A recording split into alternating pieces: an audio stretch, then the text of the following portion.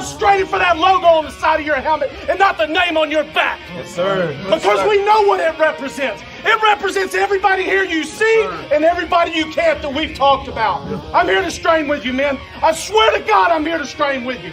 Let's go. Everything you got, strain with everything you got. Let's go. Bills on 3. 1, 2, 3. Bills.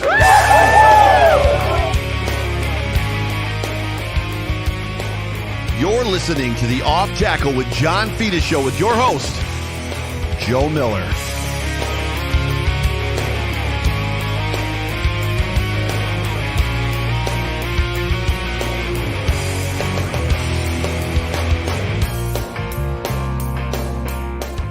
Well, what is going on, everybody? Welcome everybody into the Off Tackle with John Fina show, brought to you by the Market Dominator team on the Buffalo Rumblings Vidcast Network, presented by Picasso's Pizza. Treat yourself to the most flavorful pizza on game day. Picasso's, we are Buffalo Pizza, shipping local and nationwide. Order online at picassospizza.net.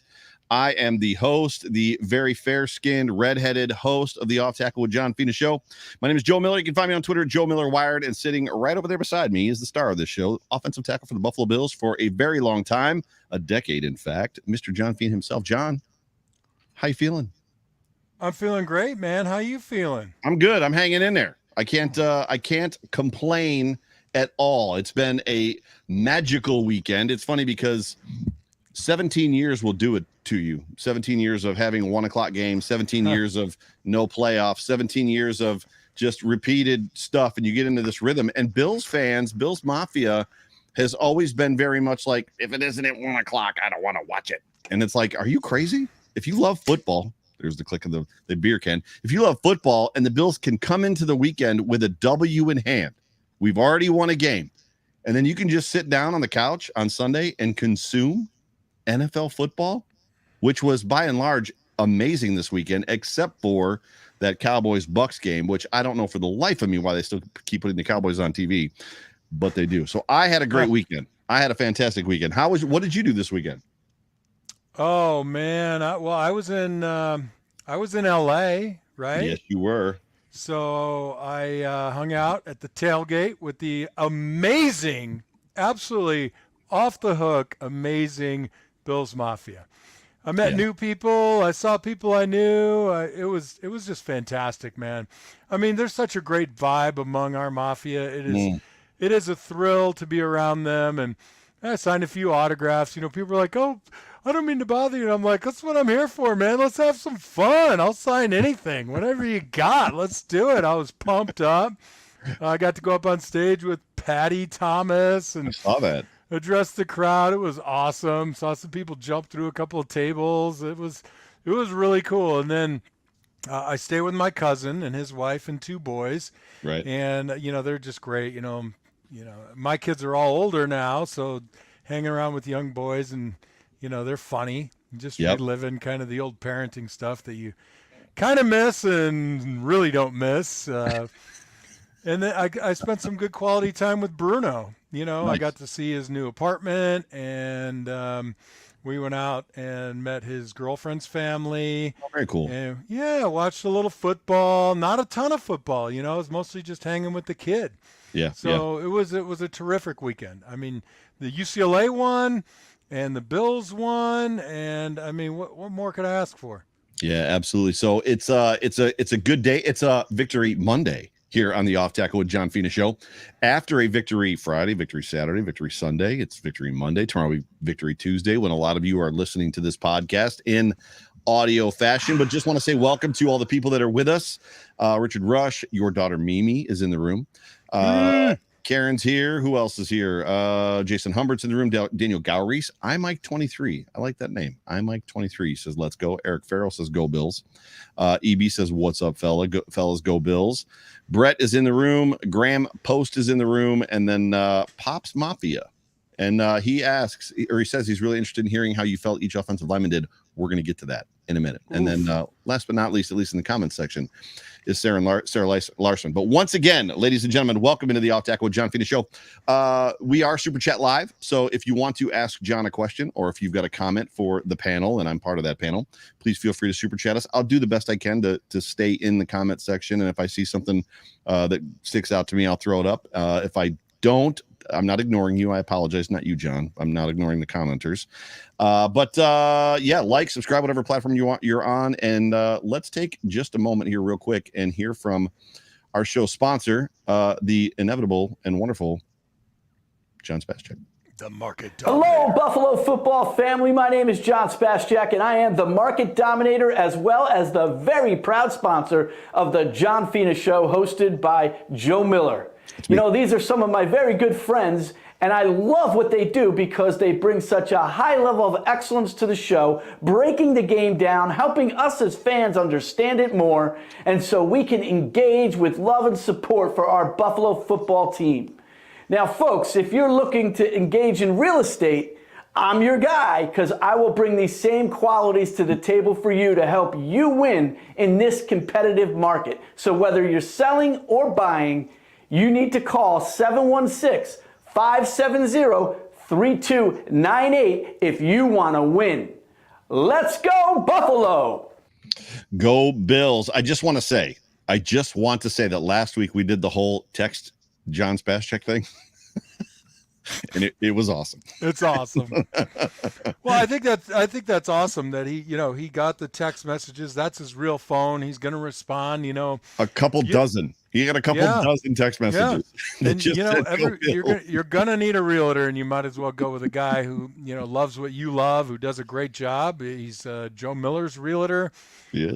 When I move back to Buffalo, he'll be my realtor. Well, listen to this guy. If I ever move to Cabo San Lucas, he's going to be my realtor there. Yeah, if I ever move to Wyoming. You licensed in Wyoming, Spaschak? Let's go!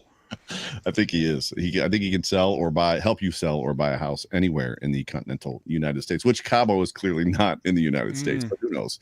Who knows what the next 10 years will look like? We'll see. But all right, so let's get this show started. Let's kick this thing off. And we are back in what I would consider mid-season form. And we're going to go down our topics that we have used the last 2 years, and it starts all right here. And I'm going to let you go first with your thoughts, just your overall general thoughts of the football game that we watched. That you said the one you said the Bills would not win. Yeah, I was waiting for that, right? I just can't pick a perfect season, so I had to pick who I thought would step up. And well, okay, so you proved me wrong. You're 1-0. I'm 0-1. Fight me. I think it's getting close, dude. Like age, one of us works out. It's not the former NFL player. I'm getting my knee fixed. I don't know how many of these you think you can take. I'm getting my knee fixed next week. I'll be a spry young man at that point. Oh my God, spry, please. I'll tell you about spry later in the show, but all right, generally. Wait. Look at this guy. What is up? Old Bruno Fina, say hello to your sister, buddy. She's in the comments too. How about that? I got 50% of my kids. Bruno, you don't even know me. How do you know that I'm an old guy? Did I say I was an old guy? Buddy, he just heard you talking about your decrepit knee. You can see the white and the orange of your beard. Kid's smart. All right, so generally speaking, wow, defensively, it was just wow. Yeah. The concern obviously was the secondary. We talked about the front four having to bring pressure with just four. They did it. The left guard for the Rams, I'm not even going to say his name. Man, he didn't even want to look at that film. What Jordan Phillips did to him was just incredible. I mean, sad, but incredible for us. So the pressure on the secondary wasn't great. The offense performed well, minus the turnovers, 3 of which were, you just can't put the ball on the ground. You can't fumble that, as a running back. Isaiah McKenzie giving the ball back. Josh, that was a poor throw, but not a great route either by Jameson Crowder. So I'm trying to not be general, but I get so sucked in, man. I just watched the game and Yep. I mean, it's wow. And I'll tell you another wow. holy cow, the Rams just did not plan to be without Von Miller, to be out without Odell Beckham. They didn't look they look like a middle tier team. That's my general impression. Yeah, it was interesting to me because just knowing coming into this game that Sean McVay was 5-0, right, going into season openers. To include, I think maybe he didn't have a national stage season opener. I just know that he was 5-0 in season openers in the past. So, and we talked about this, I believe, last week, that it presents a situation where you realize that he is very good at preparing his team for that first game. They've got months and months and months to prepare, and Sean McVay is one of the better ones at it. And I would, go as far as to say that Sean McDermott might not be. I mean, last year I was there. We got housed by the Steelers in our own house in a home opener, a game that we could have won. We should have won. We beat ourselves. So going into it, I was surprised as well. I don't want to say that they laid down, but I talked a lot about the emotion on both sides. And I think the last phrase that I got, was it Thursday? It was Thursday pregame. The last phrase that I got in my head was that the Buffalo Bills were going to come out and they were either going to be bullies in that football game or they were going to get bullied in that football game. And that literally teetered on that emotion. So the Rams banner raising, right, coming off of a Super Bowl and they've got the first game jitters and the first game stuff and national media and the emotion of, wait a minute, we're the world champions. Why is everybody telling us that team across the field is better than us and they're going to go to the Super Bowl and win this year when we're the ones that everybody's got to beat? So all that emotion. And then you got the Bills side, which, let's be honest with you, coming off of still the Chiefs loss, 13 seconds, coming off of being in that stadium and watching a banner go up in the air, a banner that maybe they felt they were robbed from, right, this past offseason, that maybe they had a chance to go. And then, again, all the stuff on top of it. But at the end of the day, your point is valid. Von Miller showed up. The Rams, who faced him for the better part of half a season in practice every day, had no answer for him. There was one point where Chris Collinsworth literally said that whoever the guy, something Bloom, whatever the guy's name, Note Boom.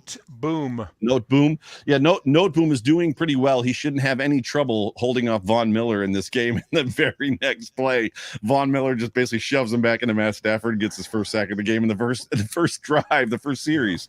That was a beautiful sack. The second one was not his fault. That was Stafford's fault. But right. Are you talking about the one where he dove around him when he dove over and grabbed Stafford? Well, he shook him and went around. Even though Collinsworth said he came under, I was like, dude, what did you just watch?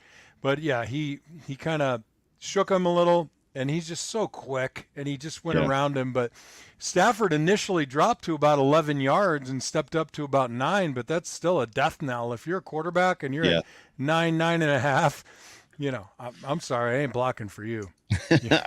I want to come back to that just because I want to talk real quick, and then I want to come back to just that point because I watched or heard or read something. I don't remember exactly what I was watching, but they addressed something about the drops and whatnot, dropping quarterback drops. It can't be overstated, understated. It can't be stressed enough how important it was for the Buffalo Bills to come out of what I would consider one of three incredibly important games against three very, very difficult opponents. This one, in my opinion, the Chiefs, the Bengals are like the three major opponents that they have, especially after watching Green Bay yesterday. Green Bay was, and they could rebound, but they were a shell of themselves. What are your initial thoughts just on that, as far as like the meaning of this game coming out with a W? Is there a letdown period coming? Is it the 10-day, 11-day window they have enough to like quench that, or where are they at emotionally? No, I by the way, your audio is a little muted, but I'll say this. I don't see it. Well, it's better now. I'll say that I wouldn't expect that. There's just too much. There was too much execution. It's not like the Rams went out and hurt themselves, and you get this false sense of security like you beat a team who just went around making a lot of mistakes. No, the Bills forced it. They bullied them, like you wanted to say, and it was that creates a real sense of confidence, and they were able to do things. I mean, they did more or less whatever they wanted. Yeah, I mean, there were a few snafu plays that left me scratching my head, but I don't foresee a letdown coming, especially after, you mentioned the Steeler game for the opener. There's still the sting of the last game of last year. And that also coming with that sting was, this feeling like you're looking around at each other and saying, we're missing a couple of pieces, but damn it, we had them. Right. And now we added pieces, and there's really nowhere to look. You can't look around and say we don't have the right guys. I mean, right. Somebody may try to expose the rookie DBs that we have, but what cures that is a great four-man front. Matt Milano doing Matt Milano stuff. And he did. And he was brilliant in the game. Yep. So I just don't see a letdown. I really don't. And the offensive line played particularly well, minus really only one play, in my opinion. And that's funny too that you even say that, because we've learned on this show from talking to you that the offensive line, by and large, they get highly criticized for one bad play. Meanwhile, the majority of the rest of the game, they did a very, very good job. Mm-hmm. And I don't necessarily remember. I mean, obviously, Josh got sacked, I believe, twice in the football game, and one was on Josh. Right? He ran up in the pocket, didn't need to. But I mean, when you look at that offensive line, Dawkins, Saffold, Mitch Morse, Ryan Bates, and Spencer Brown, just the feeling that the expectation, and we could probably slide into the good at this point. The expectation that I have for this season, for me, just knowing that this is without a doubt the best line that Josh has ever had in front of him. It might be the best offensive line that the Bills have had in a very, very, very long time. I don't know how long, but long, right? Long. I mean, when you look even back to, and I don't even know if you were following the Bills back then when they brought in Langston Walker and Derek Dockery, they paid a ton of money for them, and both those guys busted. Mike Williams, they drafted number 4 overall, and he was a bust. All these guys that they brought in over the years that just never panned out. There's a good chance that this is the best offensive line since you were playing. I guess I'd be hard pressed to disagree with you. The only thing you could say is, a guy like Josh Allen makes everybody look better and play better. Right. A solution-oriented guy with a skill set that just seems unlimited. Right. Certainly can bail out offensive linemen and, well, everyone else too at the same time. Right. So it's wonderful to watch. I watch Dawkins a lot, and technique-wise, some of the things he does with his feet are like crazy to me, but he's a dog, man, and his pad level's good, and he finds a way. I mean, he does it. He's not your picture perfect technique guy, but his instincts are brilliant, and he gets it done. He's just got a dogged way about him, but he plays, I don't want to say without emotion, but and this is what I love, because this was the way that I always wanted to play. Just play so steady, just bore the guy to death, just frustrate him to death. Just be there, be in the face, have your hands in the right spot. And, it's been terrific to watch. Yeah. But I got a lot to say. So you want to go to the good? Are we on the good now? We are officially on the good. I would say this. So what I wanted to bring up was just on the idea of the quarterbacks dropping, because we learned a lot about that over the last couple of years too with you, that, there's an expectation of where the quarterback's going to be. Mm-hmm. I remember where it was. It was in the Chris Sims interview. Did you see the interview with Josh Allen and Chris Sims, where Chris Sims from NBC interviewed him? They were literally on the Bills field, just kind of tossing the ball back and forth casually and just having a conversation. I did not. Well, you should watch it, because Josh gets I'll send you the link. Josh gets very transparent about a lot of things as it pertains to his throwing motion, his mechanics, the expectations in the offense. It kind of changes things. So one of the big things that Josh talked about was that there's a lot of offensive schemes out there, and you're probably very familiar, where there's so many quick steps for a quarterback, and then the way the next step is, and then the way the pivot foot is, and then the way the ball's got to come out. And he said that's nothing. There's none of that expectation in the Brian Daboll offense. The Brian Daboll offense is basically this, know the patterns, know the routes, and get the ball out. And Josh is free. Josh is free to effectively do whatever he needs to do to make sure the ball gets delivered. So if that's drop straight back, fine. If it's drop, duck out, that's fine. If it's create in the pocket, that's fine. If it's go back 12 yards, that's apparently fine. I'm going to get apoplectic here in a second. Exactly. So, which was interesting. But no, I would love to stay on the offensive line and then probably move to the defensive line, just as far as inside of this good conversation. When you look at I know you talked about Deion Dawkins, but when you look at wait, whose show is this? Are you giving your good, or are you telling me what to say about my good? No, I want to talk about the offensive line, but you can. It's your show. I don't know what to tell you. So, I can leave if you'd like. You're telling me a lot. No, okay. We'll go to the offensive. Oh, bye, Joe. Damn, he's back. I lived large for all of 11 seconds. Okay, we'll talk about the offensive line, but what I want to say is this. Holy cow. I love the play of Devin Singletary and Zach Moss. Oh, he was great. They came downhill. They were decisive. They played with power, and they hit full speed when the opportunity was there. A couple of times they danced, and all running backs do that. I don't think we had but maybe 1 or 2 negative yardage runs, but they were half a yard or a quarter of a yard. But those guys they found the hole and they hit it. They just turned their shoulder pads up. Zach Moss did a really nice job. He was about 10 yards downfield. He saw the guy coming, and he leaned into that hit a little bit. Mm-hmm. It actually saves the hit a little when you lean into it, and you're able to secure the ball and then get that extra yard after it rather than kind of take a big hit, which can energize the defense. They played great. I was really pleased. James Cook put the ball on the ground. He'll learn. He did get back in, get another rep. He didn't get a carry, but he got another rep.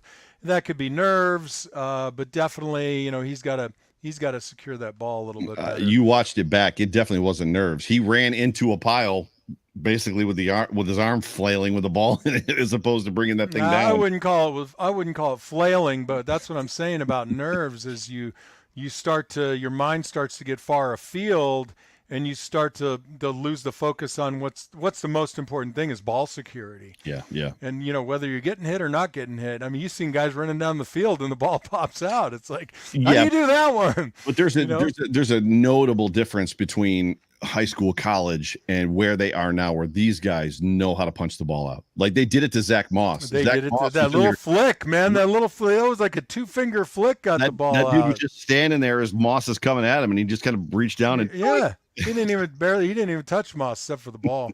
Right, just bumped it out. Yeah. So offensive line wise, I thought it was solid. They use a pretty nice play here where they're pulling the tackle across the formation, or they're pulling the tight end. They're leading with Reggie Gilliam.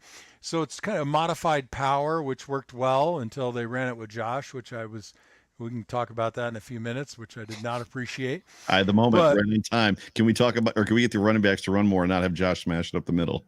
Yeah, no, I'm okay. For the first 3 quarters where it's needed, it's a driving force behind this offense. They feed off of his energy. But when the game is more or less decided and we're down in the 4th quarter, there was one in particular where I was like, kid, just throw it away. Yeah.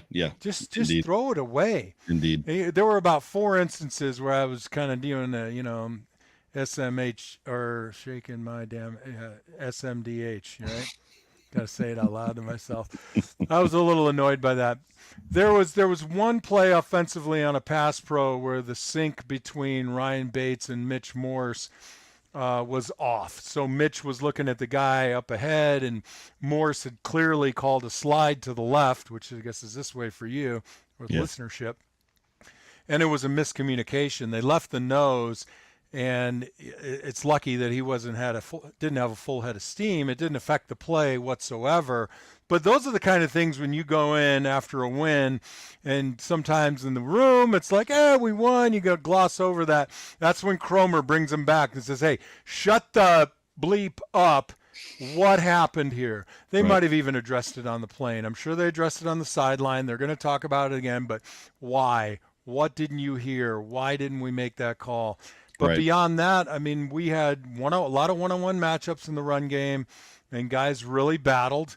We won a lot of ties, which is really what you're trying to get a lot of times. Look at the size of Daquan Jones and Jordan Phillips. The days of driving a guy 5 yards down the field from the snap of the ball, I mean, that doesn't happen a lot.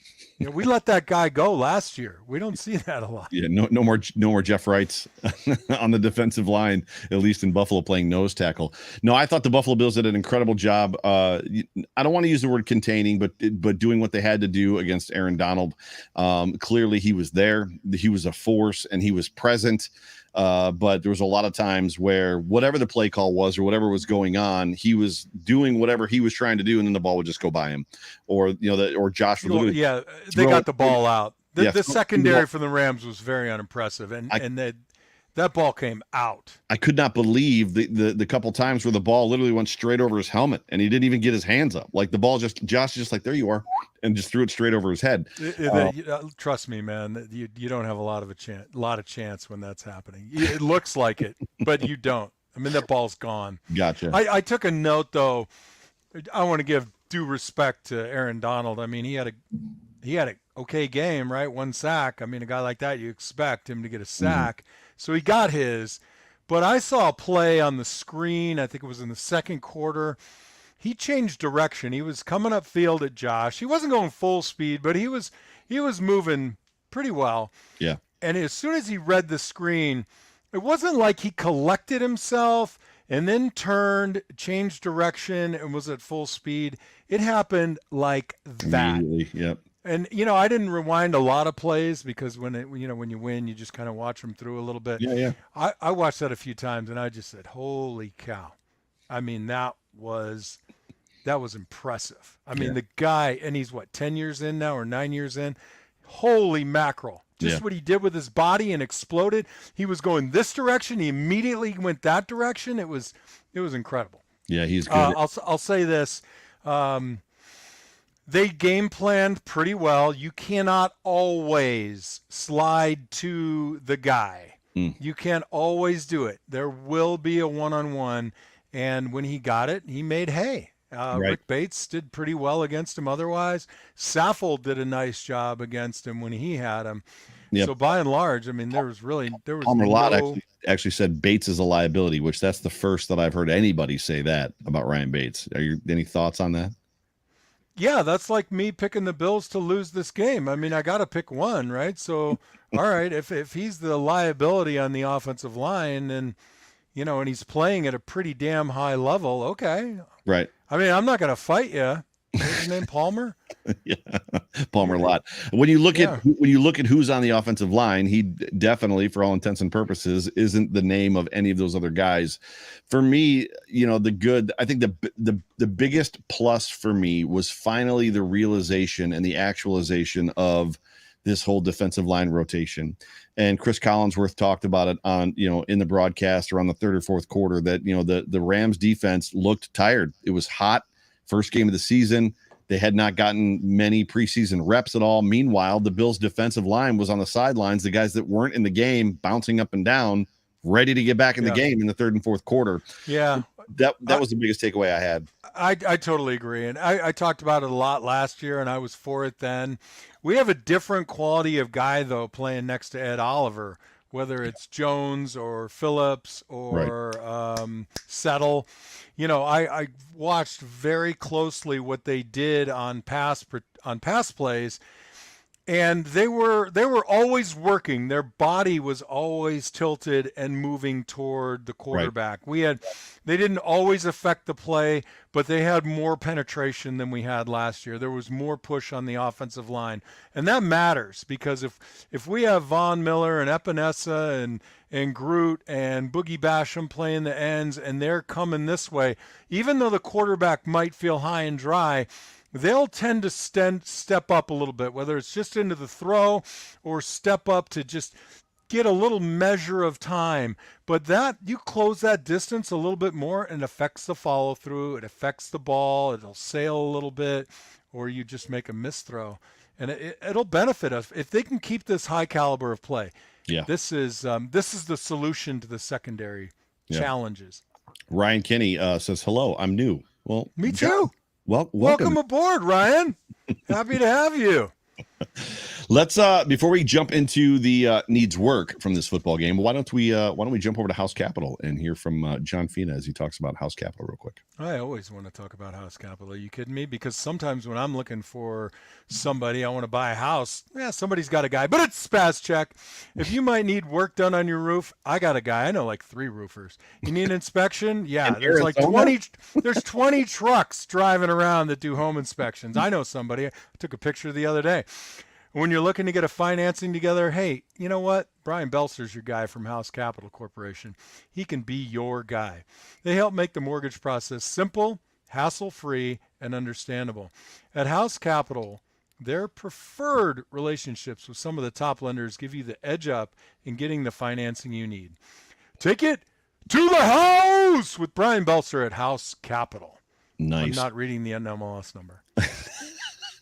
You're giving up tonight. Tonight is the night that you're giving up. So what a night. the next topic, the next series, if you will, is the work. And I'll be honest with you, there wasn't a ton of it. As much as I felt like the Bills weren't completely sharp, they obviously weren't in midseason form. It's hard for me to nitpick in this football game when you going into it, the considerations you had, Ken Dorsey, Brian Dable. Those be putting Brian Dable and Ken Dorsey's name together. Ken Dorsey and just Dorsey. Yeah, exactly. The concern level that we had there, like, is he gonna? He's never called plays before, and this isn't necessarily his offense. He's been in it for 4 years. He's grown up with Josh Allen, but what's that going to look like? Aaron Donald and the factor of Aaron Donald, Jalen Ramsey, and Stephon Diggs. I don't want to say he ate, but he played really, really well in that football game. It's hard for me to nitpick. There were some times that I felt like they could do better on Cooper Kupp. And I know that there's an aspect of zone coverage, and I know that there's an aspect of a good receiver is going to find those soft spots in the zone, but it just feels like, if I'm going to complain about anything, this is a problem this Bills team has had forever. And you can go back to Rob Gronkowski, right? They do it with Travis Kelce. There's just it always seems like Tyreek Hill. There's that one guy on the other team, and they're just okay with letting him run around in the soft zones. Versus, oh, that's Cooper Kupp. I think I'm going to follow him. The one play that Cooper Kupp scored on, Kaiir Elam tried to jam him at the line and missed, and then Poyer was flat-footed. He was just kind of standing there, and Cooper ran right by him. And the ball was already in the air. Like Stafford, I don't know how he knew that Poyer wasn't going to react, but missed the jam. Poyer kind of flat-footed. Cooper goes right around him, touchdown in the back of the end zone. It didn't matter. Again, nitpicking, right? I mean, we're really, really nitpicking. But I don't even know that stuff you got. I mean, that's like you said, you're shoring that up on the plane, right? Yeah, look, these guys are all professionals. Even the worst of them are better than all of them, in college, right? Right. I mean, that's why they're there. So you're going to give up a little bit. I think they expected more from, I can't remember the other receiver's name. He took OBJ's spot. And he didn't deliver at all. Oh, you're talking about Allen Robinson. Yeah, Allen Robinson. Sorry. Yeah. So sorry, Allen. So he didn't deliver at all, right? He's a ghost. But as a defense, you're still preparing for a guy who's a reasonable weapon. Yeah, he's a big dude too. He's a real big boy. Right. So those guys are going to get their shots. But I think by and large, what the defensive strategy here was, especially when we got out on top, is we'll let them take the underneath stuff. We have a little bit of a cushion here. Our offense is playing extremely well. We'll let them fight for the 10-yarders, the 9-yarders, but Cooper Kupp's a special guy. Not everybody has a guy like that. I would say the work, if you want to nitpick a little bit, I'll say the work is somebody's got to sit down and say, do we really want to run our quarterback in the fourth quarter when we have a 14 or 21 point lead? About it. Yeah, that to me is, it's just not wise. And I'll say this, at the very end of the game, we were going in. Josh was running the ball over the right side, I think.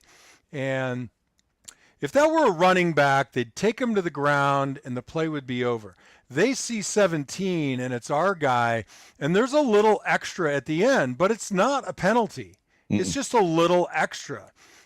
Taking out the multi-million-dollar quarterback is the way you slow a team down. Oh, yeah. It's a proven fact. Somebody proved it. I didn't. So I would nitpick on that. The play calling, aside from that, throughout the first 3 quarters of the game. I thought you really couldn't say, that was a head scratcher wide. They were all, I think, appropriate calls for the time of the game, the lead, the down and distance. They still struggle with the wide zone, but that doesn't mean you cannot run it. You got to show it. You got to work it. You got to have full speed film to address some of the issues that you might have running that particular play. I don't know, man. You're right. It's just hard to find a lot in there. I would say Jamison Crowder statistically had a very good game. Yeah. He's still like on that interception. Whether Josh threw the ball where he did because Crowder slowed down or not, but I felt like he should have still been accelerating. And if you go back, he was slowing down and settling when he shouldn't have because he had somebody on his shoulder. I felt like Josh was late over the middle. And I think that's just what it comes down to. And as much as he trusts his arm, and we all do, for him to and he rifled a couple balls into some really insane windows in that game. That was just a ball he shouldn't have thrown. So it was a little behind him, but he was also late over the middle, which allowed the DB to catch up. The biggest, if we're going to stop. But he might have been reading Crowder's slowing down. It's fair. And sometimes you just have decided, when you're playing golf and you take your club back and you ground it a little bit, and then you still make the swing, right? And the ball goes nowhere, right? And you're thinking to yourself, why the hell didn't I just stop? It's hard to stop, right? When you've decided, when you're in motion, and now your receiver's slowing down. So you're like, well, if I throw it where he's supposed to be, it's an incompletion. I want to give him a chance to catch it. And yeah. If we're going to talk just for a minute and nitpick, if you will, and that's effectively when you come off a win like that, any type of work conversation is nitpicking. Mm-hmm. Your point about Josh is valid. Not so in his post-game press conference. I don't remember who it was. It may have been Catalana asked him, do you like running and taking those hits? And Josh, point blank, no emotion, said, I like to win. That was his answer to you like to take. You like taking these hits? Yeah, that's his way of saying I don't care whatever I have to do. Whatever I have to do, and he paused for a moment. And how am I different than everybody else? Right. And I love that attitude. Yeah. So he paused for a moment, and Von Miller chuckled because Vaughn was on the stand with him. So when he said, I like to win, Vaughn giggled, which was to me the best part of the whole press conference. And then he said, whatever they ask me to do, I'm going to do. I agree. And I think that's been a pretty big topic of conversation over the weekend is Josh Allen trying to do too much. So to your point about the little extra. So Josh, I don't remember what it was, but it was the big scrum in the middle. And I think it was the one where he came up in the third quarter and he was like wanting to fight the defensive line. But Jalen Ramsey has a hold of one of his legs. He's like literally tugging on one leg and Josh is bouncing on his other leg. There's 1,300,000 guys around him, right? Who at any given moment could fall in and crash down into his knee. There's just a point where you're like, I'm going to pick my other leg up and fall down. And Josh just doesn't do it. He won't do it. And I think that when you look at, we've talked about Jim Kelly, right? We've talked about the hits that Jim Kelly took in the USFL and how that beat him up and wore his body down so that when he got to the Buffalo Bills and became Jim Kelly, Hall of Famer, future Hall of Famer for the Bills, it shortened his career. And you were there. You saw the deterioration of that at the time. I mean, 35 is a young man, 34 years old. It's a young man. You saw the deterioration. They talk about Cam Lewis. They talk about other guys that have played the game like this and what it's done to their bodies. And I want to see Josh Allen play for another 12 years. And if that means, to your point, in the fourth quarter, running and then chucking the ball out of bounds, he actually says in that interview with Chris Sims, I got to send you the link. And you need to watch it tonight. Put the game on mute and watch the video. Watch the interview. What game? We already played our game. No, there's a Monday Night Football game on. Oh, there is? Yeah, for you, it's a Monday afternoon football game in Arizona. But he literally says in that interview with Chris Sims, there are times that I literally know that I'm going to throw the ball away. Are you listening to me? I know I'm listening. I'm heading to the sideline. I know I'm going to throw the ball away, and I'll hold it just a wee little bit longer just to get that extra effort push or hit from the defensive lineman in hopes to draw a flag, which you think is like incredibly smart, except for the fact that a 300-pound dude is about to land on him. Yeah. No, I mean, the risk that to me isn't a big risk when he's on the run on the sideline. you're never going to control Josh on a drop back if he decides to run. Just can't call the designed run. And they called 2 of them that I just didn't care for. But again, we're nitpicking. We're loving the victory. Yes. Celebrating. Yes. I mean, but you got to. This is what coaching is, right? I mean, this is you like, you don't cancel the Monday meeting after the game or whenever the hell they had it just because we won. Right. So you got to go in. You don't learn anything from the stuff you did right. So it's real as a coach, you're like, the guys want to celebrate in the meeting, and you're always pulling like back to order. You're like the judge in the unruly courtroom in that movie that's been made 1,000 times, right? Right. Pull them back and draw them down and say, let's focus on this, because this team is focused, right? I mean, they are focused on getting it done, and the opportunities to get better cannot be ignored. And I don't think they will. It was Mimi. I just clicked on Mimi's. But the moment says with a comment, the work for me has to be more of a complete offense, not rely on superhuman Josh to make every play. Imagine Shady or Fred Jackson on this team. The problem is Shady or Fred Jackson aren't on this team. I mean, no, I totally disagree with the moment's comment. I don't think we relied on Josh for that game.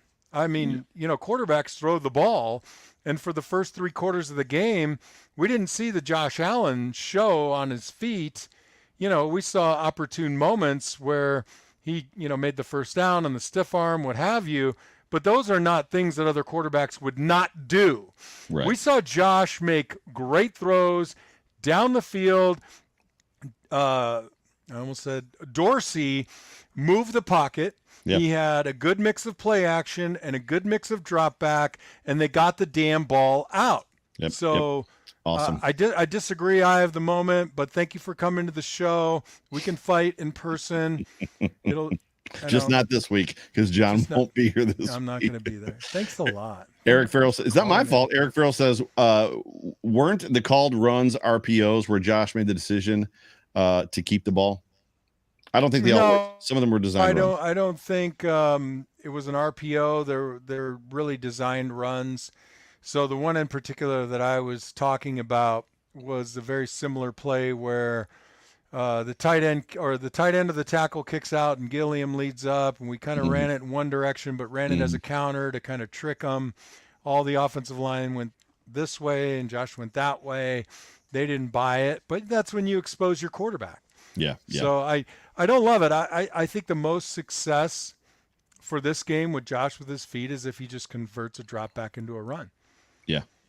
But again, the good that I didn't hit on earlier was just a number early on in the game. The mix of play action, moving the pocket, whether you want to call it bootleg or not, moving the pocket and drop back was terrific. Yeah. I would 100% agree. So let's move now into the Titans game, as the Tennessee Titans are going to be coming into Buffalo Monday Night Football for the home opener this coming week, a week from today. But before we do that, we're going to talk about our last sponsor, good old Iman and Q42. Oh, Q42! It's a fan favorite in the Fina household. If you're going to make it to the game Monday night, Q42 will be there tailgating all day in the mud lot. I just love that we have a mud lot. Yeah, I went for the playoff game, and I didn't want to leave. It was amazing. Drop by for a beer, food hot off the grill, to pick up sauces and rubs, or just to hang out. Listen, pick up the sauces and rubs. I use them, and they're great. So do we. Hit Q42 up on Twitter if you need help finding the spot. If you're watching the game from home, go to Q42 Barbecue. I love how it rhymes. Q42barbecue.com. Punch in that all caps, Fina Show code, and you'll get 15% off your order. Go Bills! You can throw that one away because he sends us a new read every week. Iman is he's epic. Super creative. If he's listening right now, dude, my headstone is a tabula rasa. Put whatever you want on it. And you sign it Q42 and put a bottle in my casket. Actually, don't put the bottle in. I won't be able to open it. Just pour it over my body. Oh, dear Jesus. Yikes. Why not? Going into this football game, Derrick Henry coming into town. We talked a little bit about it kind of coming in. So the Tennessee Titans have traded or did trade at the draft A.J. Brown. They traded him to the Philadelphia Eagles. They drafted basically to replace him Treylon Burks, who I am just now discovering pre-show here is a second stringer. The starting wide receivers are Robert Woods, Nick Westbrook-Ikhine, I think is how you pronounce that, and Kyle Phillips. One of those is a fifth-round rookie who's actually playing over Treylon Burks. But the big news is Derrick Henry. Derrick Henry is a guy who the Buffalo Bills have done a good job in the past at times, kind of bottling up and kind of keeping contained. And then the last game last year where we played the Titans and lost in Tennessee, he had that one big 75-yard run that, let's be honest, there was two non-called holding penalties. One of them really but you can never rely on the Zebras, Joe. Come on. So look, let's take something from the last game that most people, well, I'm not gonna say most people, maybe everybody noticed, but the fill from Milano and the fill from Edmonds on running plays when it was their job to fill, they did a very good job right off the outsides of the tackles, right? Mm-hmm. So if we get Phillips, Settle, Jones, Basham to play big in the middle, right? And we get the ends to keep from going upfield and creating a seam. Hold on. And our linebackers are filling in that outside guard, outside tackle gap. He's going to get his, right? Yeah. He's going to get a 7-yarder, an 8-yarder, maybe a 12. It's the same thing I talked about with Singletary and Moss. Well, I want to see the 12 and 14 and 16-yard scampers, but I don't want him to get them. Yeah. Anything under that 8-9 range, because he's going to get a couple of those. If we can limit it to that, if those are his longest runs of the day, right, we're in good shape. And do not sleep on Kyle Phillips, the rookie from UCLA, the late-round pick. Yeah, I watched him all last year for obvious reasons, and that kid is incredible.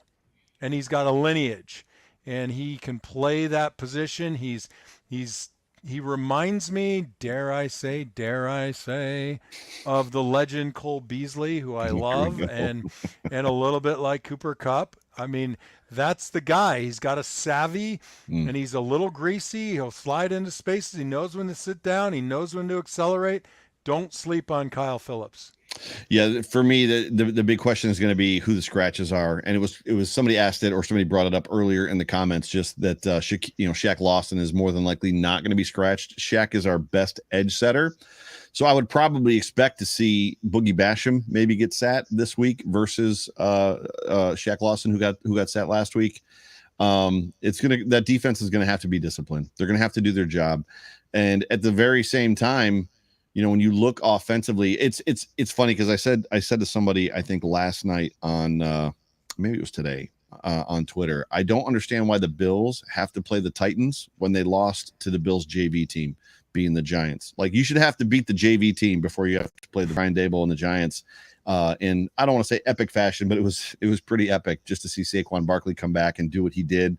He had a huge day against the Titans. It just, for me, this is that team that we play every single year. Every stinking year. We beat them 3 years ago. They beat us the last 2 years. Every game seems to potentially come down to the wire or come down to the last few plays. If anybody remembers 3 years ago, that was the Duke Williams walk-off touchdown. Obviously last year, Josh slips on the 1 yard line or whatever yard line he was on trying to get the first down because he went left instead of going right. At the end of the day, I'm expecting, if I have expectations, I'm expecting pandemonium in the stands, Monday Night Football, home opener in the summertime. It's going to be warm. Bills Mafia is going to be out tailgating all day long. I think there's a great measure of just feeding off of the energy of that stadium that the Bills are going to feel. And I would not be surprised if the Bills win this game by 3 possessions. Whether it's 3 touchdowns or 2 touchdowns and a field goal. Well, I'll say this. I mean, after that Thursday night game, you're right about one thing. That stadium is going to be insane. Insane. Barring rain, I can't even imagine how loud it's going to be, and that will affect them. It's going to be epic. It's going to be great. I don't disagree with you. I think that, one thing I noticed about Dorsey is, at the beginning of the game, he's just going to take what he thinks is going to be there until they take it away. Mm-hmm. And then, I was calling the plays. It was me. When we were, hurting them with some very kind of, 10-yard throws, 12-yard throws, a little bit of run here, a little bit of run there. And then you take the cork out of it and Josh throws, 55 yards from. Oh, yeah. I was crying a little bit. I was like, that's my guy. I felt like Jay Spett's the king. I was like, I love Josh Allen. So what are your expectations? What do you expect to see from this next game against the Titans? I expect to see an extraordinary amount of discipline from the front six on defense. That's good. Right. So the job number one is to stop Derrick Henry. Right. That is job number one. Right. Right. And if they do that, I just don't see Tannehill beating our secondary with the receivers that he has. I don't think that they have the weapons. It's, dare I say, a little bit like we saw Thursday night, only Derrick Henry is a better running back than Henderson. Although Henderson cracked off a couple. Yes, he did. Good football player. So I think we can make the game look not dissimilar to the game we played Thursday night. I don't see a lot of difference between the Rams and the Titans. Well, the Titans don't have Aaron Donald. The Titans don't have. Well, I just meant, functionally, as far as, nothing really wows me, offensively. Right. So, they don't have Aaron Donald, but we did have a problem with, what was his name last year? The Josh Allen, right? No, he plays for Jacksonville. Jacksonville, yeah. Yeah, so, look, it's going to be like, you were talking about, do they have kind of a letdown? Mm-hmm. I don't think so. I personally think that McDermott, Josh Allen, Stephon Diggs, Poyer and Hyde, Von Miller have this team, settled. Mm-hmm. And it's, in my opinion, it's better to come off in the early season with the victory on a Thursday night and have more time to settle in. A little bit of bloom is off the rose, or the gild is off the lily, and you become regular again and you're ready to focus. And I think that's where we'll be. Yeah. Do you have a score prediction for this football game? I said mine was 3 possessions. I don't know what it's going to be, but I just expect it to be probably 3 possessions, 2 touchdowns and a field goal. Yeah, I mean, look, if I had to throw a number on it, I'm thinking it's going to be in the nature of 38-14. That'd be amazing. That I have a supreme amount of confidence in Josh. As much as he says he wants to win, he's going to get everything up. Although he is, he's not an emotional leader in that you see him, bitching and crying, right? Mm-hmm. But there's a set edge to him, I think, for a couple of games where vengeance is mine, saith 17, right? And I think this one falls into that category. That's funny. Is there anything that you feel like other than Derrick Henry that the Bills are potentially going to have to watch out for? Is there a bugaboo, if you will? No. No bugaboos. Mm-mm. I mean, you got to protect the ball better. Isaiah's got to make the catch. You can't put the ball on the ground. But beyond that, I mean, I don't see the performance. People have said it. You see it all over Twitter. The only thing that's going to beat this team is this team. Right. And I really think in this game that makes sense. Yeah. Well, I mean, they've got a great defensive lineman in Simmons, and actually people are talking about him in the comments section right now that, he's going to go up against, he's a left defensive end, so he's going to play against Spencer Brown. Mm-hmm. So Spencer Brown's going to have a little bit of a test, but, it's every week is going to be a test. These are professional athletes. Yeah. These are professional. As long as Spencer Brown is staying long and he's not turning and Josh doesn't, drift on his drop, I think he's going to be okay. And there'll be instances where, They might add a little help if they feel that there's a real concern. But, what I'll say about the offensive line is they kind of disappeared in the game, minus one play, and that's a good thing. Yeah. If you don't see them, if there's nothing to look at, you don't think about them. Well, and, minus one play by Rick Bates, what was there to say? Right. And that's, you said you try to make a career off of not being noticed, right? So not committing penalties. Hey, and frankly, start fast. I mean, if they want to beat this team, don't let them hang around. Take the first drive down and score, whether you have the ball first or not. Get the first stop on defense, get the first score, or flip it. Get the first score and get the first stop. And I don't think Tennessee has enough moxie to say we can come back against this team if we get out in front. Yeah. It's funny because Buffalo brother said that Bates had a tough going against Donald, and I'm guessing that that's what the other person was inferring, or Pops Mafia was alluding to. I think it was somebody else. Palmer. Yeah, Paul. I don't know what you expect. Well, look, I mean, how many? I didn't look at the stats. How many times did we throw the ball? 45 times. I actually don't know either. But when you look at Ryan Bates and who Ryan Bates is. And I'll tell you real quick, Ryan Bates, is and again, maybe it shouldn't matter. He's a fourth year player. He came from Penn State. I don't have necessarily when he was drafted. I mean, he's playing arguably the greatest defensive lineman possibly to ever play football. Right. Well, it's certainly the easily the best defensive lineman in active football at the tackle position. Right. Hey, Aaron Donald's a special guy. And frankly, holding him to one sack, that's pretty damn good. That's pretty damn good. Anybody who wants to keep, kicking that can, you're just going to kick it without me because I give the great big yawn on that. Just like when I bug you. I mean, everybody knew Reggie White was great, right? Like, why can't we stop Reggie White? Why can't we stop Bruce Smith? Well, hell, better people than me have tried. I'm just glad that he was on my team and I only had to be embarrassed in training camp. Look, these guys get theirs, right? They're not legends and they're not going to the Hall of Fame because they're sitting around eating Oreos on the sideline. Is that what my problem is? No, that is definitely your problem. Sitting around eating Oreos. Are you double stuff or regular? Thin. Ooh, thin. The thins are the win. The thins are you the mint ones or regular? Regular. And I don't like them covered or coated and stuff. Like, I'm not into any of that stuff. So, but yeah, the thin. I saw a meme on Twitter today. It said,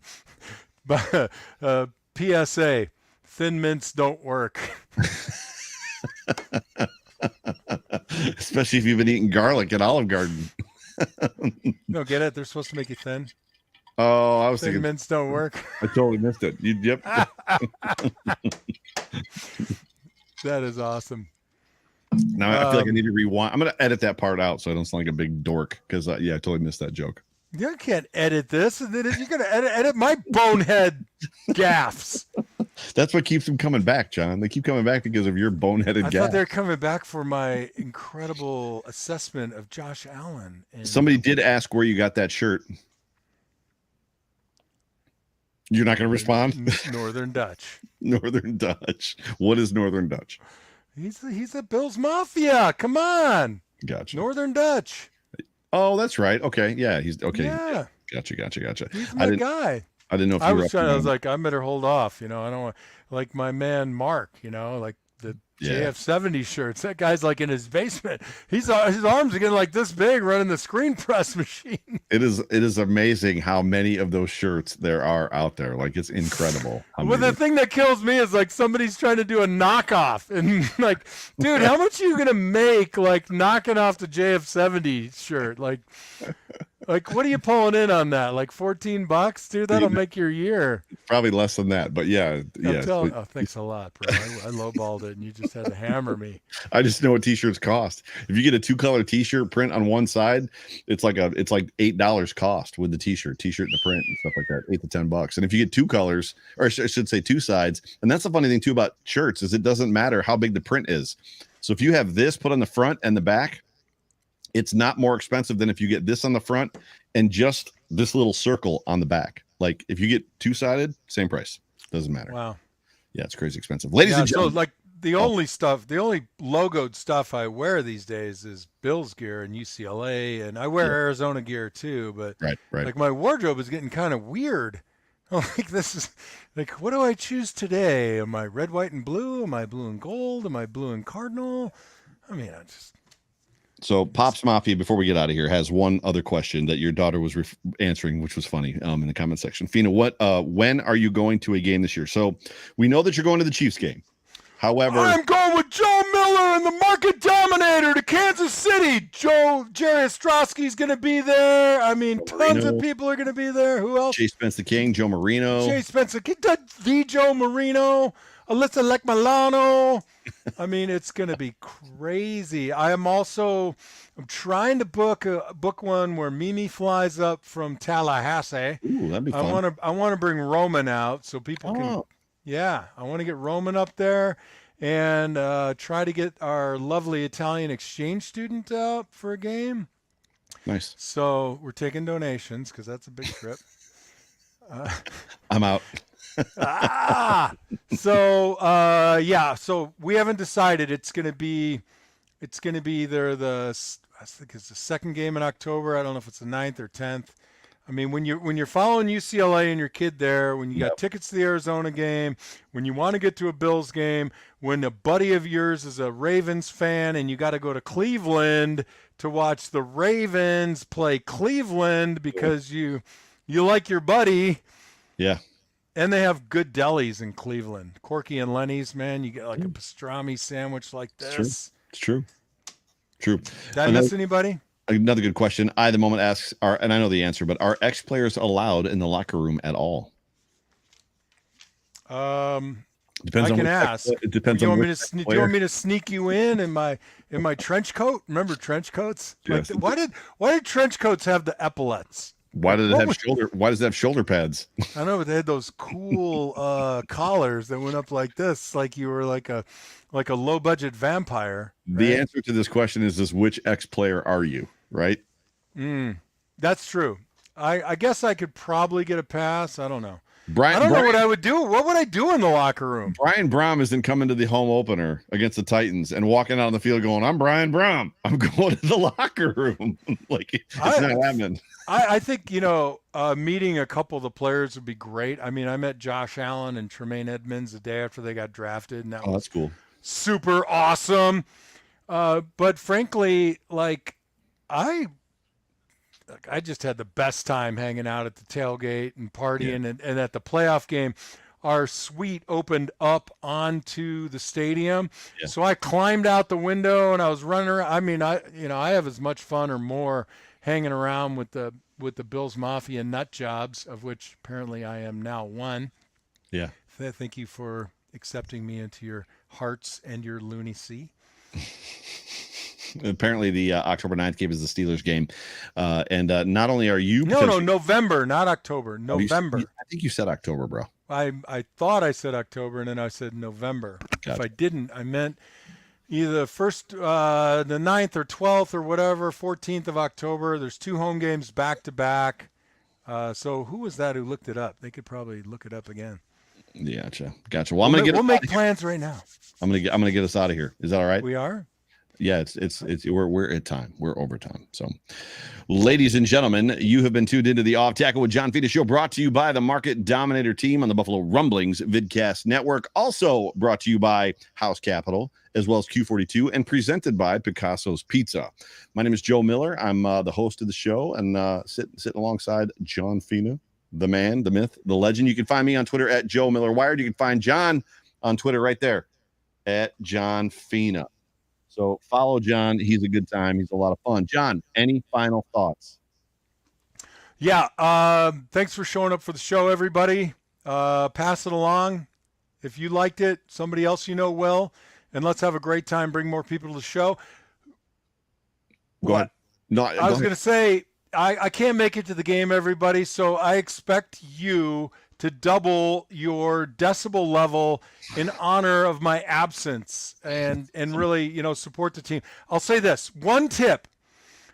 Fans like to start screaming when they break the huddle. Start getting super loud when they're in the huddle because it's that miscommunication of the play from the quarterback that really caused. Hey, dude, I thought you said it was X out. You said X in or whatever. I don't know the damn plays. Those big giant jargon things. So one point of note. So tomorrow, Code of Conduct. Wednesday, obviously Humpty Hotline. Thursday, Buffalo Nerd. Friday is going to be food for thought, and then the karaoke night is Friday. Saturday is the Megapod that you're not going to be at Resurgence Brewery, and then my show will be Monday night post game, and then this show we haven't talked about it yet is going to be at 8 or 9 o'clock on Tuesday night, the day after the game. So everybody put it in your calendar right now. The Off Tackle with John Fina show will not be on Monday next week. It will be on Tuesday. But for Joe Miller, for John Fina, for Buffalo Rumblings, for the Market Dominator, House Capital, and Q42 Barbecue, go Bills. Go Bills.